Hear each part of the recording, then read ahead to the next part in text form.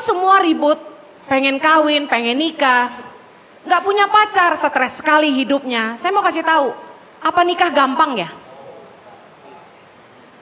Yang udah nikah pengen pisah.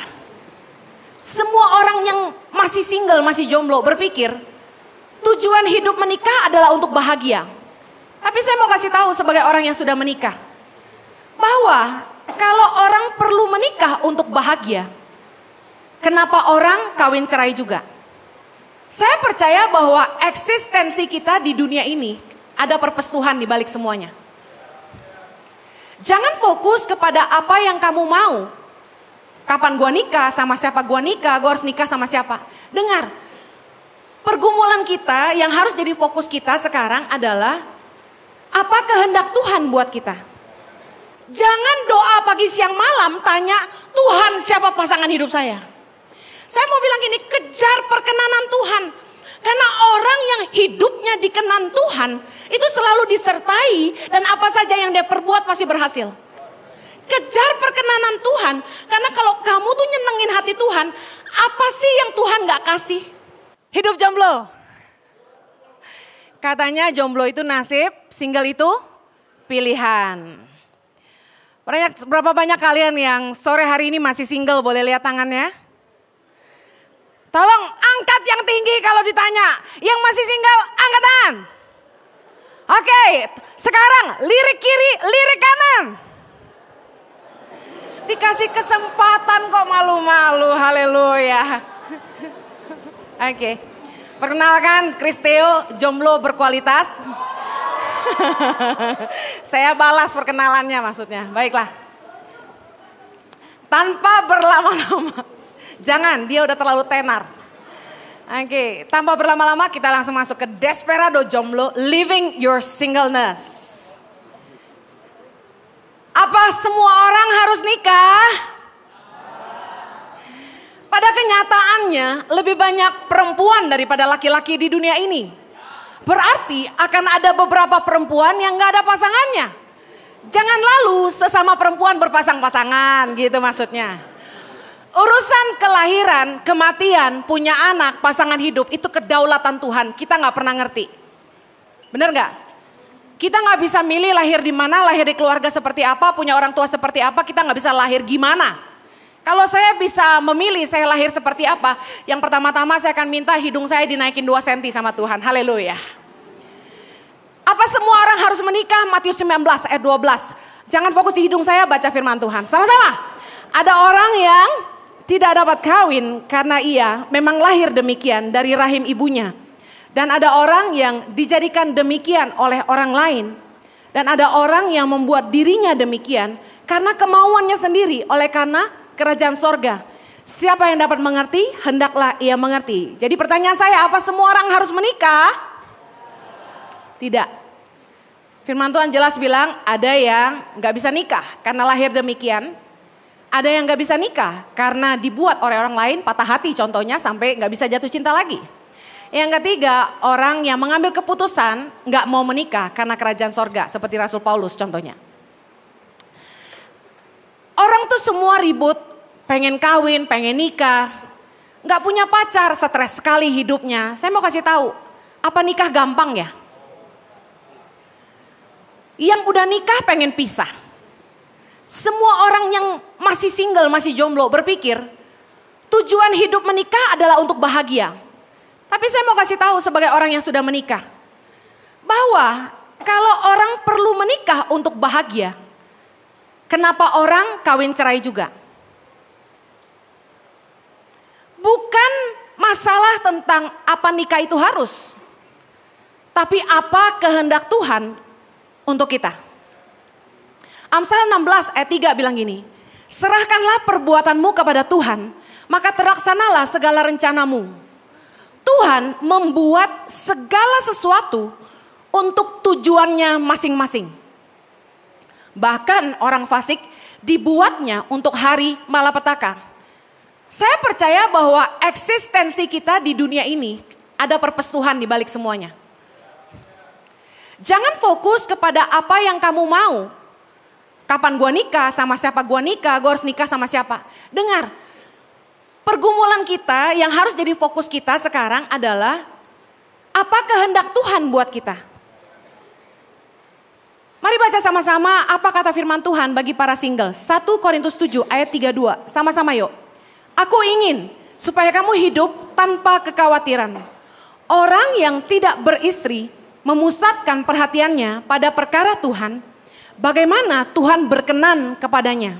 Ayat 34, perempuan yang tidak bersuami dan anak-anak gadis memusatkan perhatian mereka pada perkara Tuhan, supaya tubuh dan jiwa mereka kudus. Ayat 35, semuanya ini kukatakan untuk kepentingan kamu sendiri, bukan untuk menghalang-halangi kamu dalam kebebasan kamu, tetapi sebaliknya supaya kamu melakukan apa yang benar dan baik dan melayani Tuhan tanpa gangguan. Dengar baik para jomblo-jomblo, single-single sore hari ini. Don't worry, be happy. Firman Tuhan berkata, aku ingin supaya kamu hidup tanpa kekhawatiran. Berhenti ngabisin waktu, khawatir gak kawin-kawin. Harusnya fokus kita adalah memusatkan perhatian kita pada perkara Tuhan tentang ini. Apakah Tuhan berkenan sama hidup saya?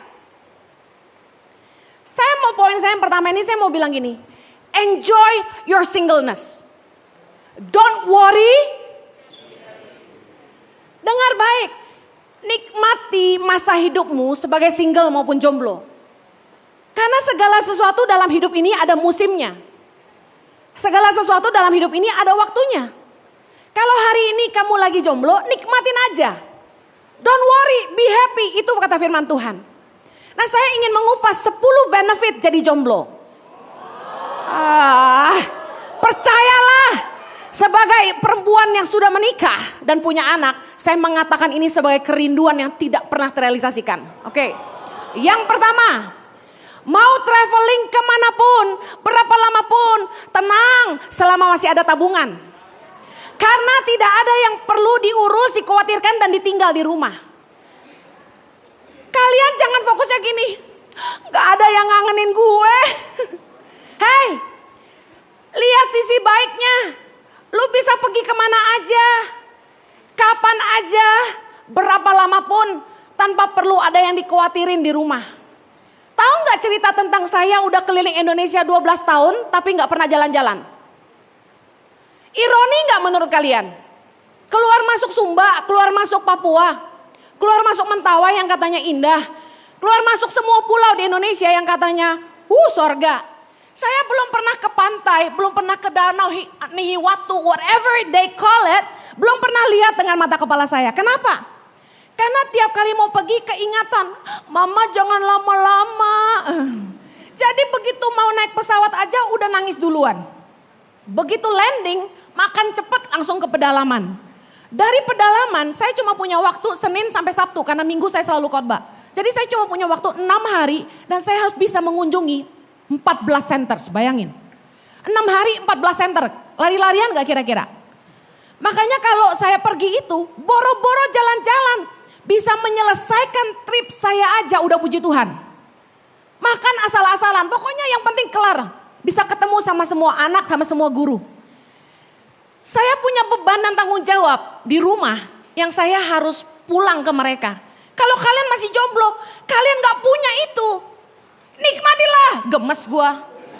Yang kedua, bebas bergaul dan berkenalan dengan siapa aja tanpa ada yang perlu marah. Duniamu lebih luas. Tahu nggak? Nggak perlu ada yang nanya, lagi di mana? Sama siapa? Pulang jam berapa? Nggak ada yang rese. Kamu kok deket-deket dia? Dicemburuin tuh rese nggak? Rese nggak? Orang nggak selingkuh, dikirain selingkuh, padahal cuma makan sama-sama, itu pun rame-rame. Tapi tadi dia liatin kamu terus. Saya kasih tahu ya, dari pagi di WA-in, good morning honey, how are you, have a good one. Kalau nggak bilang I love you salah lagi. Siang jam 12 udah di WA-in, makan siang apa sayang. Kita lagi sibuk digangguin. Jam 5, abis ini kamu kemana? Jemput aku ya. Bayangin, rese banget pacar kita itu. Kalau jomblo, bebas. Hari ini makan sama Chris. Besok makan sama Randy, besok makan sama Steven, besok makan sama Johnny, besok makan sama Andi. Bebas, gak ada yang cemburu, duniamu lebih luas, nikmati itu. Karena kalau sudah nikah, no turning back. No turning back, amin. Haleluya. Gua kasih tahu ya, kalau udah nikah, lu bosen juga gak bisa refund, gue bilangin. 3, benefit jadi jomblo yang ketiga. Waktu mau bantu keluarga kita, nggak ada yang keberatan. Nggak ada konflik dengan pasangan. Nggak ada beban karena belum punya anak. Saya kasih tahu, waktu kita bangun usaha dan kita lebih maju misalnya dari adik atau kakak kita dan kita kasihan mereka butuh bantuan, kita pasti mau pengen bantu. Atau kita pengen bagi sebagian penghasilan kita buat orang tua kita. Sebagai rasa terima kasih kita udah dikuliahin, udah dibesarin. Kalau udah nikah, itu rada susah. Belum tentu pasangan kita bisa ngerti. Ya, ngerti ya? Belum tentu pasangan kita dukung keputusan kita. Saya konselingin beberapa pasangan muda, mereka ributnya soal gini. Suaminya masih digantungin sama adiknya. Istrinya keberatan. Mau gak mau itu jadi beban. Banyak kan pasangan-pasangan berantem itu soal kita mau bantu keluarga, itu jadi masalah. Dan saya kasih tahu, punya anak tuh mahal. Punya anak itu biayanya besar. Makanya lu jangan main mikir enaknya doang, kawin enak. Gue bilangin tanggung jawabnya gede. Mikir enaknya doang loh. Dengerin, kalau kamu belum nikah, belum punya anak, kamu gak punya beban. Jadi nikmatilah. Merasakan ya kemarahan saya. Keempat, benefit jadi jomblo. Bisa bangun jam berapa aja. Karena tidak ada beban untuk membuatkan sarapan pagi. Dan tidak dimarahi sama mertua. Saya biar mau tidur jam 2 pagi, jam 3 pagi nyiapin khotbah. Saya mesti bangun jam 6 buat anak-anak saya. Siapin sarapan buat mereka. Makan pagi sama mereka. Doain mereka sebelum sekolah. Jadi mama tuh tanggung jawabnya ada. Biar capek juga harus bangun buat mereka. Suami kan perlu diurus. Kalau Anda sudah jadi istri orang masih bangun siang, dasar gak tahu diri loh gue bilangin. Orang tuh kalau udah nikah masih tahu diri, bangun gak boleh siang-siang. Diomelin mertua loh. Segala sesuatu yang udah urusannya sama mertua bikin sakit kepala. Jadi kalau belum punya mertua katakan haleluya. Yang kelima, mau makan apa aja gak perlu ngalah. Gak perlu bisa masak, tidak masalah. Kalau udah punya pasangan, ya Allah, mertua aja tanya, kamu bisa masak? Gitu. Kita nggak masak lebih jago dari dia, kita jelek banget di matanya. Suami saya kalau udah urusannya spaghetti sama sayur asam, nggak boleh ada orang lain yang masakin. Henny Kristianus, turun kamu. Masakin buat aku. Dia suka masakan saya, tapi khusus 2 itu aja. Bisa kebayang limitation seorang Henny Kristianus gak jago masak. Tapi lumayan ada yang suami saya suka gitu loh. Tapi saya kasih tahu ya, gak semua perempuan pintar masak, tapi paling gak harus bisa masak. Tapi kalau kamu masih single, itu gak usah dipusingin. Berbahagia gak? Dan kalau makan gak perlu ngalah, saya mau cerita. Saya itu doyan buntut gurame goreng garing. Saya gak suka dagingnya, saya suka buntutnya. Anak saya 3 doyan buntutnya juga. Lah kita kalau pesen gorame goreng garing mau pesen berapa coba? Anak saya 3 masa pesen 3? Paling banyak saya pesen 2. Itu pun karena dengan cinta ya. Saya bagi buntutnya 1 buat Chloe, 1 buntut buat Zoe. Axel dapat sirip-siripnya. Saya bilang ini gaying-gaying. Mamanya gigit jari doang saudara. Saya ngalah sama anak saya karena tiap kali makan dia suka makanan saya juga, namanya juga anaknya. Saya kasih tahu, mumpung kamu belum punya pasangan dan belum punya anak, makan apa aja yang kamu mau makan. Haleluya. Yang keenam, mau berambut gondrong, mau botak, mau dandan, mau enggak, mau berbulu, mau enggak, mau mandi, mau enggak, gak masalah. Karena gak ada yang protes dan gak ada yang komentar, gak ada yang ngatur-ngatur kita. Kalian yang jomblo tuh harus bersyukur. Saya bersihan aja mandi sehari 3 kali. Masih kurang buat Jojo, bayangin. Saya kasih tahu ya. Mumpung kalian masih jomblo, bener-bener nikmatin deh.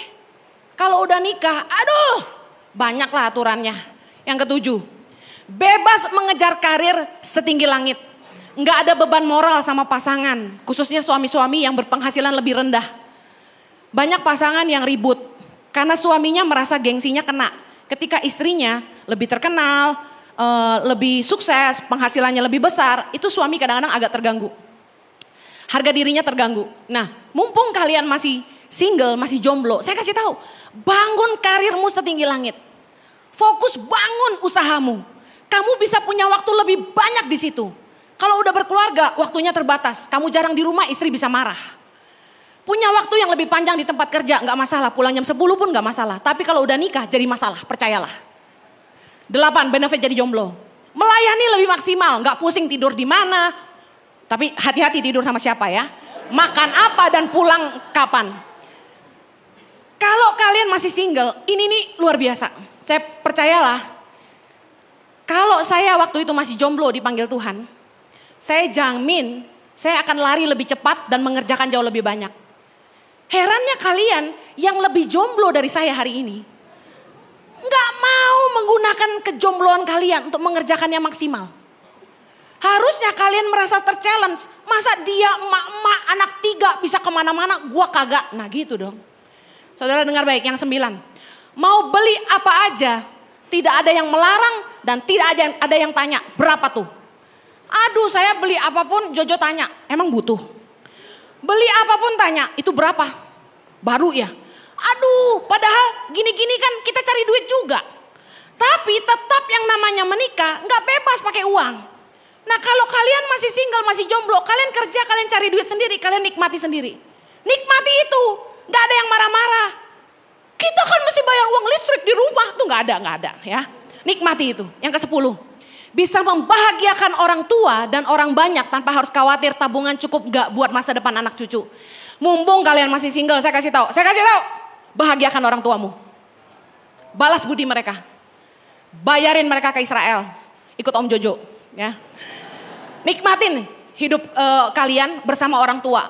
Karena akan ada momen di mana kalian menikah dan kalian harus fokus. Keluarga inti buat kamu bukan lagi papa mamamu gitu loh. Ketika kamu nikah, yang jadi keluarga inti itu istri dan anak-anakmu. Dan di situ kamu akan merasakan betapa hatimu sebenarnya luka. Kamu harus meletakkan prioritas yang berbeda.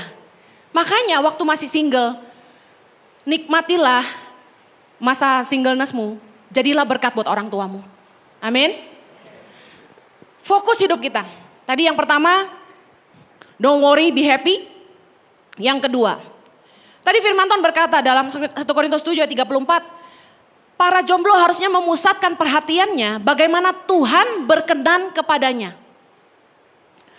Pakai masa single ini bukan untuk mengkhawatirkan kapan kawin, tapi fokuskan dirimu untuk mengejar apa yang jadi kehendak Tuhan buat kamu. Tuhan itu punya rencana buat hidup setiap kita. Setiap kita ini lahir dengan tujuan Tuhan dalam hidup kita. Saya agak menyesali baru di usia 28 saya sungguh-sungguh mengejar kehendak Tuhan. Saya pernah khotbah tentang menemukan tujuan hidup atau menghidupi ide Tuhan. Di mana saya bergumul sungguh-sungguh, tanya sama Tuhan cuma satu hal dalam doa saya pagi siang malam. Tuhan, apa yang kau mau dengan hidupku? Saya doa terus sampai Tuhan ngomong bahwa saya harus nolong orang miskin di Indonesia. Bayangkan kalau saya bisa menemukan itu ketika saya masih single. Ketika saya belum nikah dan ketika saya belum punya anak. Pastinya saya yakin saya akan lari lebih cepat. Saya akan mengerjakan jauh lebih banyak. Karena belum ada beban dan belum ada tanggung jawab yang memberati di rumah. Saya tidak bilang saya menyesali hidup saya hari ini. Saya sangat bersyukur buat hidup saya. Saya percaya bahwa segala sesuatu indah pada waktunya. Tapi saya mau buka pemikiran kalian. Kalian hari ini ada di posisi di mana saya sudah tidak bisa kembali. Bayangkan kalian di posisi saya dan kalian masih punya kesempatan itu. Bisa ngerti maksud saya? Jangan doa pagi siang malam tanya, Tuhan siapa pasangan hidup saya? Saya mau bilang gini, kejar perkenanan Tuhan. Karena orang yang hidupnya dikenan Tuhan itu selalu disertai dan apa saja yang dia perbuat pasti berhasil. Kejar perkenanan Tuhan. Karena kalau kamu tuh nyenengin hati Tuhan, apa sih yang Tuhan gak kasih? Yang ketiga, fokus hidupmu. Tadi yang kedua, jangan lupa cari kehendak Tuhan. Yang ketiga, fokus hidupmu selama single ini. Jaga hidupmu sungguh-sungguh. Dan tingkatkan kualitas hidupmu. Menjaga hidup artinya gini, kamu harus pastikan hidupmu kudus. Milikilah ketetapan untuk tidak menajiskan diri. Ambil keputusan untuk benar-benar menjaga kesucian. Karena brand new stuff has the highest value. Kita mau beli mobil aja paling mahal itu di posisi dia baru. Kalau kamu mau dapat yang terbaik, kamu harus pastikan kamu juga memberi yang terbaik. Tingkatkan nilai hidupmu. Mumpung masih muda. Saya mau kasih tahu gini, upgrade value seorang kamu. Pastikan hidup kamu tuh berkualitas gitu loh. Saya mau tanya, hari ini hidupmu di level apa? Saya nggak tahu handphone apa yang paling murah. Katakanlah maaf kalau menyinggung brand yang kalian pakai. Hari ini kalian di level Oppo atau iPhone gitu. Kalau hari ini kalian di level Oppo, bukan berarti Oppo jelek. Bisa ngerti maksud saya kan? Tapi kita ngerti ada jenjang, beda value di situ. Beda kelas. Bangun hidupmu dari Oppo jadi iPhone gitu loh. Kalau kamu mau hidupmu berkualitas, pastikan kamu pakai waktu-waktumu di masa-masa single ini untuk bekerja sungguh-sungguh. Bangun karirmu, pertajam potensimu. Seriuslah kerja mumpung gak ada yang ngangenin di rumah. Bangun usaha rintis dari nol. Dengar, bisnis itu resiko tinggi. High risk, high return. Tapi kalau kamu masih jomblo, apa yang kamu takutin? Take the risk, ambil resiko, bangun usaha. Kalaupun harus habis, kamu gak ada tanggungan. Kamu tanggung jawab sendiri. Beda dengan orang yang sudah menikah, bangun usaha mikir 2 kali. Kalau sampai ngabisin duit yang ada keluarga yang harus dikasih makan. Bisa ngerti maksud saya? Justru mumpung kamu masih single, kamu bisa habis-habisan. Bangun bisnis, seriuslah, habis-habisan investasi waktu, pemikiran, tenagamu untuk bangun semua potensi yang ada di hidupmu. Kamu gak perlu takut resiko apapun, karena usahamu kamu tanggung jawab sendiri.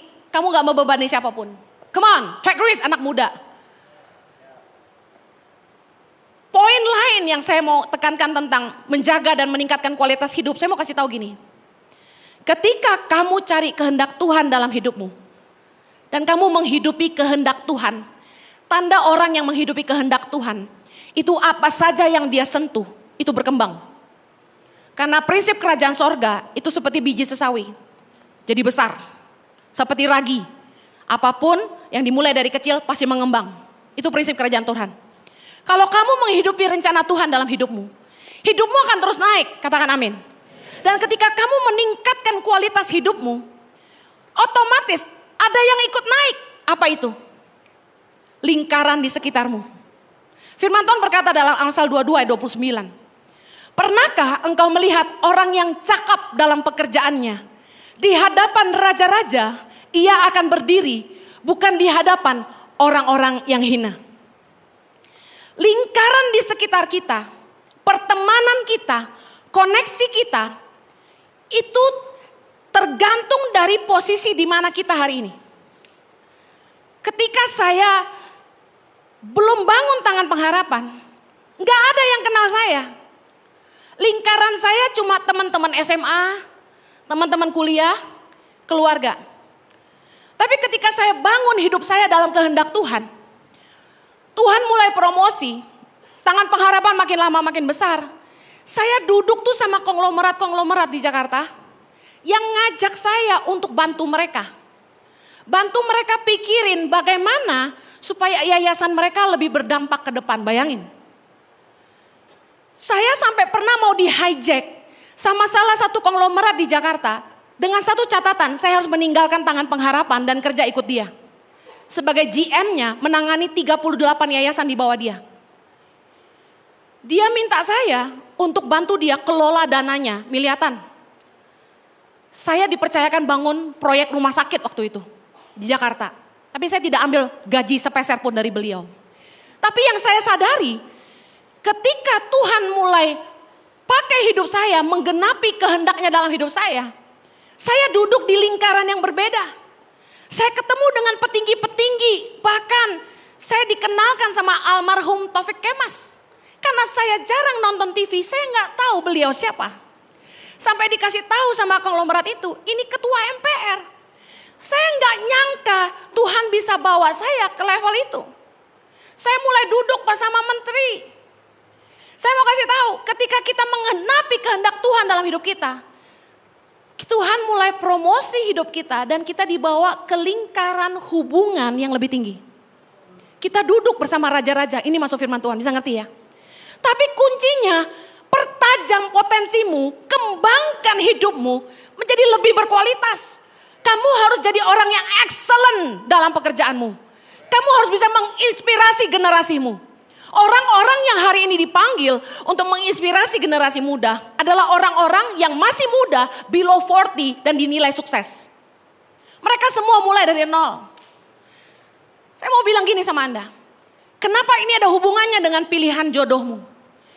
Anda tidak akan menikah sama orang asing. Salah satu dari teman-temanmu dan kenalan-kenalan yang akan mereka kenalkan sama kamu, mereka akan menjadi pasangan hidupmu. Kamu gak mungkin karena demi menikah sama bule, kamu ke Bali. Dan kamu kenalan sama cewek seksi dan kamu bilang gini, Miss, you're so beautiful. Would you marry me? Bisa digetok saudara. Saudara gak bisa pergi ke Australia. Anda pergi ke Hillsong karena Anda pikir gue mau dapat pasangan hidup bule, takut Tuhan, ganteng. Anda ke Hillsong. Anda pikir gini, ikut Hillsong Conference yang ratusan ribu orang datang di situ, semakin banyak kemungkinannya lebih besar. Anda ikut ngantri dan satu-satu Anda tanyain, "Hi mister, are you single?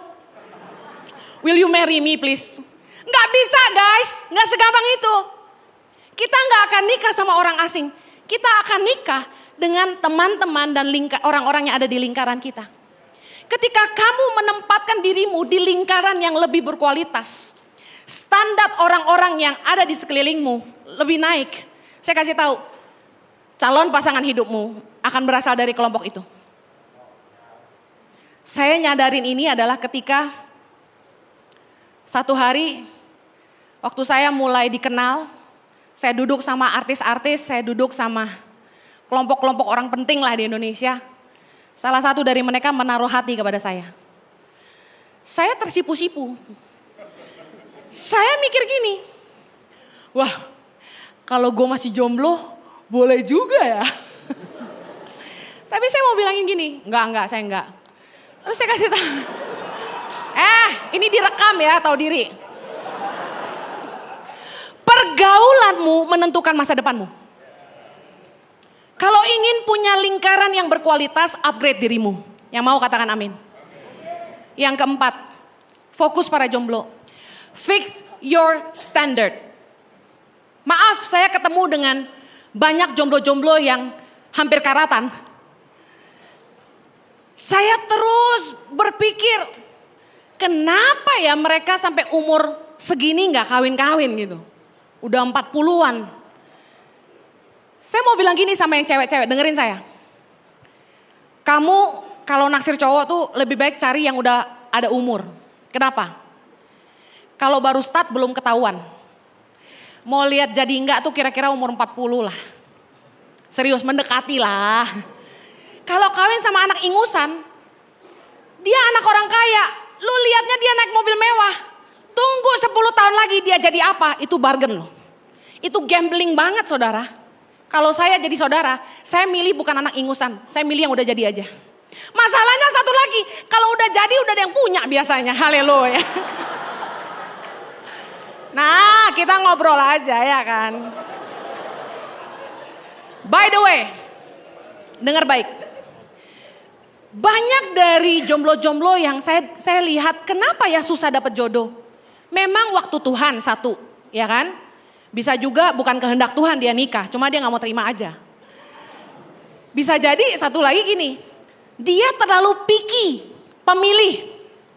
Kita harus milih, ya dong. Kalau kawin buat sengsara, buat apa? Saya setuju kita harus milih, tapi yang esensi. Fix your standard dalam memilih pasangan hidup. Jangan-jangan kriteria yang jadi ukuranmu tuh salah. Yuk kita kembali ke firman Tuhan. Jangan kita fokusnya sama wajah, tinggi, berat badan, kekayaan, pilih mancung pesek, gendut kurus. Aduh, itu gak esensi banget. Buktinya Jojo nikah sama perempuan yang tidak langsing ini, dia bahagia. Haleluya. Amsal 16 ayat 5 sampai ke 8. Baca sama-sama. Setiap orang yang tinggi hati adalah kekejian bagi Tuhan. Sungguh ia tidak akan luput dari hukuman. Dengan kasih dan kesetiaan kesalahan diampuni. Karena takut akan Tuhan orang menjauhi kejahatan. Jikalau Tuhan berkenan kepada jalan seseorang, maka musuh orang itu pun didamaikannya dengan dia. Lebih baik penghasilan sedikit disertai kebenaran daripada penghasilan banyak tanpa keadilan. Kriteria yang paling esensi saya bagi jadi 3K. Katakan 3K. Yang pertama karakter, yang kedua keimanan, yang ketiga karya, itu kerjaan.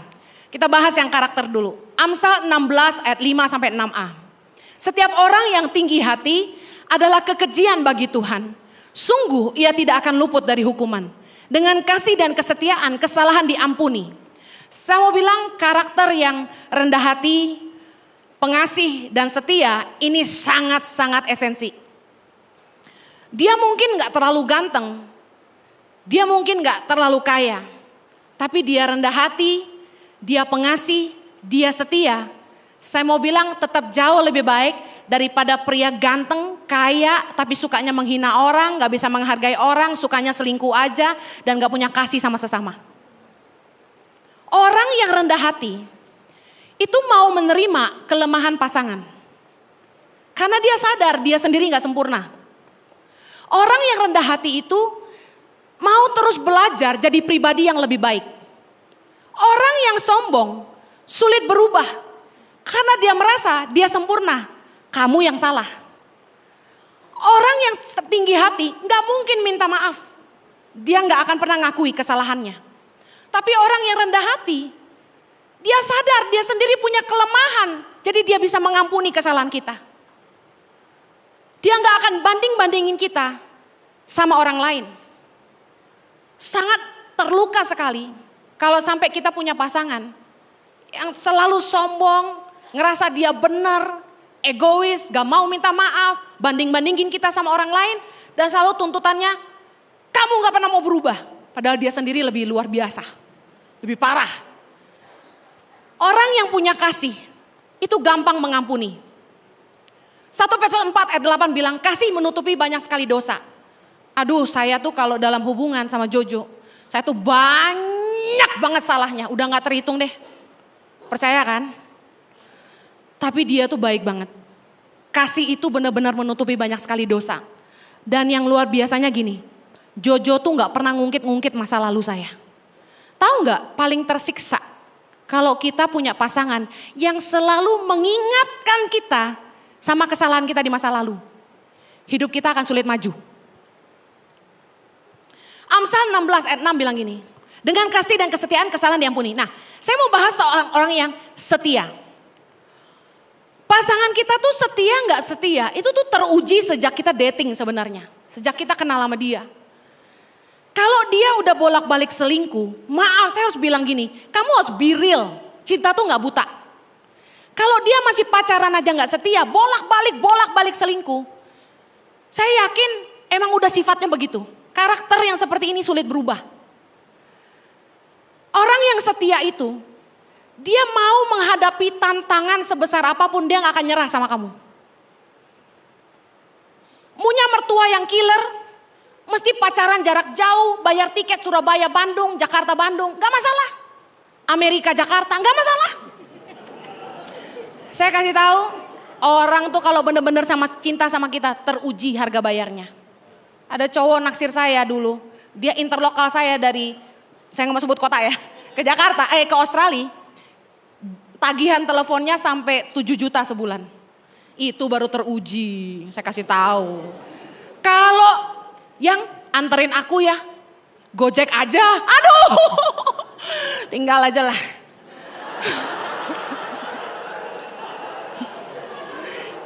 Bicara soal karakter lagi. Randy kuasai diri. Amsal 20 ayat 3. Terhormatlah seseorang jika ia menjauhi perbantahan. Tetapi setiap orang bodoh membiarkan amarahnya meledak. Pada musim dingin si pemalas tidak membajak. Jikalau ia mencari pada musim menuai, maka tidak ada apa-apa. Sejak dating, buka mata lebar-lebar, lihat pasanganmu. Kalau dari pacaran aja dia udah kasar sama kamu, gak bisa menghargai kamu, jangan teruskan. Saya mau bilang karakter kasar ini ngikut sampai kawin, sampai kapanpun juga. Apalagi orang yang sok jagoan sukanya berantem sama orang. Aduh capek deh. Saya punya teman, suaminya orang kaya, orang terhormat. Tapi berantemnya sama tukang parkir, aduh gak level banget. Dan lihat baik, karakter pemalas. Aduh, kalau kamu gak mau masa depanmu susah, anak-anakmu susah, jangan pacaran sama pengangguran, jangan nikah sama orang malas. Orang yang pemalas dikasih modal berapa aja pasti habis semuanya. Jangan pernah nikah sama orang malas. Jangan pernah. Yang kedua, tadi soal karakter, sekedar menegaskan. Yang kedua, kriteria yang esensi, yang kedua keimanan. Karena takut akan Tuhan, orang menjauhi kejahatan.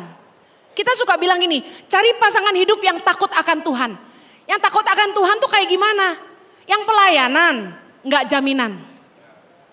Yang melayani di gereja, enggak jaminan takut Tuhan. Tapi kata firman Tuhan, orang yang takut akan Tuhan, Amsal 16 ayat 6b, karena takut akan Tuhan, orang menjauhi kejahatan. Artinya gini, orang yang takut sama Tuhan itu, dia sadar Tuhan banget. Dia gak akan berbuat jahat sama orang lain. Dia gak berbuat jahat sesamanya. Nah, orang nih kalau waktu lagi naksir sama kita, dia pasti baik banget. Kenali sifat aslinya, diuji ketika kapan? Ketika orang ini menghadapi tekanan, ketika dia disakiti orang lain, dan sikapnya terhadap orang-orang lemah. Lihat sikap aslinya. Kalau dia balas kejahatan dengan kejahatan, dia gak baik. Ketika kita memilih pasangan hidup, dengar baik. Kriteria takut akan Tuhan, ini adalah orang yang hidup dalam kebenaran. Orang yang hidup dalam kebenaran itu seperti apa? Orang yang hidupnya selalu berpegang kepada firman Tuhan, katakan amin. Kenapa kita perlu memilih orang yang hidup benar, takut akan Tuhan, memegang firman? Karena ingat baik, waktu kamu nikah, kamu gak hanya bawa dirimu sendiri. Kamu akan melahirkan anak-anak. Berpikir begini, apakah orang ini layak jadi ayah buat anak-anak saya? Apakah orang ini layak jadi ibu buat anak-anak saya? Amsal 20 ayat 5 bilang gini, rancangan di dalam hati manusia itu seperti air yang dalam. Tetapi orang yang pandai tahu menimbanya, susah tahu hati orang. Ayat 6, banyak orang menyebut diri baik hati. Tapi orang yang setia siapakah menemukannya? Ayat ke-7, orang benar yang bersih kelakuannya, berbahagialah keturunannya. Kamu mau keturunanmu berbahagia enggak? Cari pasangan hidup yang hidupnya benar, katakan amin. Bicara lagi soal keimanan. Saya percaya orang yang hidupnya berkenan kepada Allah, musuh orang itu pun diperdamaikan dengan dia. Orang yang hidupnya berkenan sama Tuhan tuh gak punya musuh. Saya lihat Jojo dari dulu, dari remaja sampai sekarang, dia gak pernah punya musuh. Terlepas dari mungkin ada orang-orang yang gak suka sama dia, tapi dia gak pernah punya musuh. Sama orang yang muda, lebih muda, sama orang yang seumuran, sama orang yang lebih tua, Jojo punya hubungan yang baik dengan semua orang. Masuk akal banget, Yesus itu semakin bertambah besar, dia semakin bertambah hikmat, semakin besarnya dan makin dikasih oleh Allah dan manusia. Orang yang hidupnya berkenan sama Tuhan dikenali dengan mudah. Dia punya hubungan yang baik dengan semua orang. Amin. Pertanyaan sekarang soal iman. Perlu seiman gak Kak Heni? Harus. Amos 3 ayat 3, berjalankah dua orang bersama-sama jika mereka belum berjanji? Kalau mau nikah, saya katakan begini, harus sepakat. Mau ikut iman istri atau iman suami? Karena yang akan jadi korban ke depan adalah anak-anak. Siapa mau ikut siapa? Mau dibesarkan dengan cara apa? Kasihan loh, anak-anak tuh jadi bingung. Kata mamanya, jangan ikut ke gereja. Kata bapaknya, jangan ikut sembahyang. Kan bingung. Secara undang-undang pun dilarang beda agama. Itu udah dilarang. Bahkan Ketika mau minta restu sama orang tua, beda agama akan jadi masalah. Jadi sebaiknya disepakati dulu, mau ikut agama siapa. Kalau soal agama aja nggak bisa sepakat, gimana soal lain-lainnya? Gimana mau cara besarin anak, apa yang kita mau bangun ke depan sama-sama. Nggak bakal sepakat kalau soal iman aja nggak sepakat. Yang mengerti katakan amin. Yang ketiga, yang terakhir, fokus pada 3K kriteria yang esensi. Yang ketiga adalah karya atau kerjaannya. Kalau kalian mau bangun hubungan sama orang, lihat kerjaannya gimana. Orang ini jujur nggak, rajin nggak, tanggung jawab nggak. Karena tadi firman Tuhan berkata dalam Amsal 16, dikatakan begini. Ayat 8, lebih baik penghasilan sedikit disertai kebenaran daripada penghasilan banyak tanpa keadilan. Saya mau kasih tahu, jangan pernah menilai orang di titik di mana dia baru mulai. Karena orang itu akan jadi seperti apa ke depannya, kamu gak pernah tahu. Tapi bagaimana kamu mengukur dia di titik dia mulai adalah seperti ini. Jujur gak dia? Tanggung jawab gak? Rajin gak? Kerja keras gak? Mau bayar harga gak? Karena orang-orang yang takut akan Tuhan, mau kerja keras, bisa dipercaya, bisa dipegang omongannya. Saya mau kasih tahu, mungkin dia mulai dari dompet tipis. Tapi dia akan disertai Tuhan dan dompetnya akan jadi tebal. Tapi orang yang mulai dengan dompet tebal, tanpa disertai takut akan Tuhan, dia uangnya banyak tapi suka nipu orang, suka bohongin orang, gak bisa dipercaya, makan uang orang, suka ngutang. Saya kasih tahu, dari dompet tebal, dia akan turun ke bawah jadi orang miskin. Anda gak bisa menilai kekayaan di titik awal. Seringkali kita milih orang tuh lihat yang berduit sama enggak. Jangan. Lihat dari bagaimana cara dia running kerjaannya. Lihat bagaimana dia bangun bisnisnya. Atas dasar kebenaran enggak? Atas takut akan Tuhan enggak? Kalau dia suka merampas apa yang bukan jadi miliknya, saya pastikan dia hidupnya enggak benar. Lebih baik jangan sama dia meskipun dia kaya.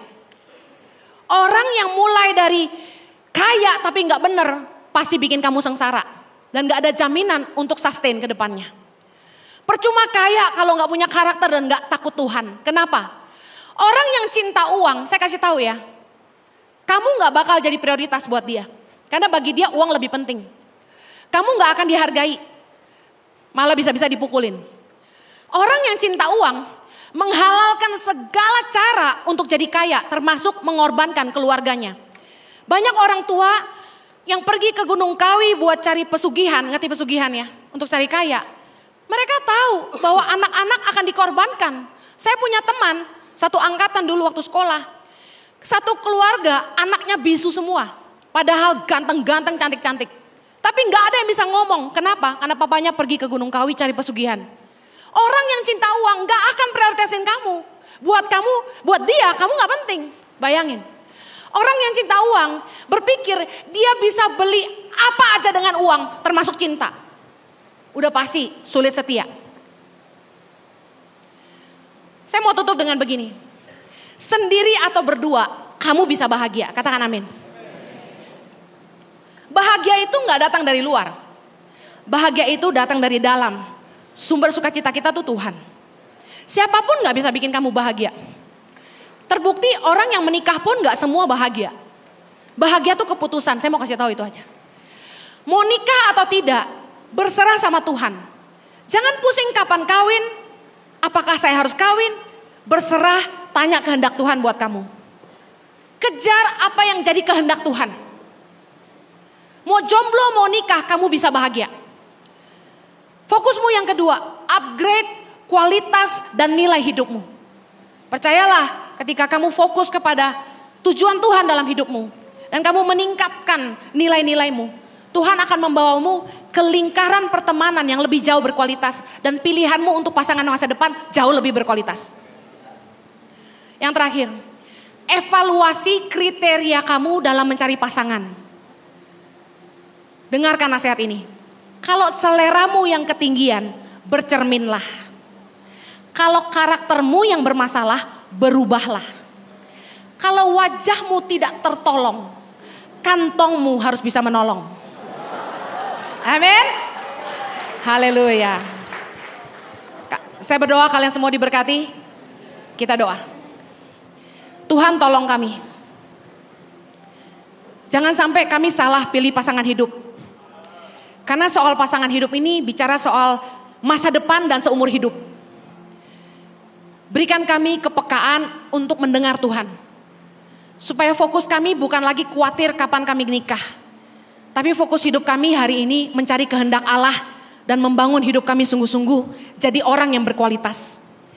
Kami percaya waktu Tuhan yang terindah. Kami percaya Tuhan pasti menyediakan yang terbaik buat kami. Kami mau mengejar perkenanan Tuhan.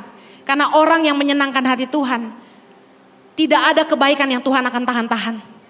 Kami berdoa agar setiap kami gak membuat keputusan yang salah.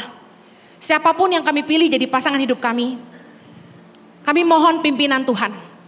Biar Roh Kudus yang memberikan kami pimpinan yang jelas. Bahkan ada kesaksian firman Tuhan dan peneguhan lewat restu orang tua kami dan juga mentor-mentor rohani kami. Jaga hubungan kami yang pacaran sore hari ini, jaga dalam kekudusan, supaya hidup kami terus berkenan sama Tuhan. Saya percaya apa yang kami bangun dalam kebenaran akan kami tuai dalam sukacita dan kasih. Terima kasih Tuhan, berkati setiap anak muda di tempat ini, tidak ada yang terlewatkan, hanya di dalam nama Yesus kami berdoa. Ini berkati Tuhan, sama-sama kita katakan, Amen. Thank you for having me.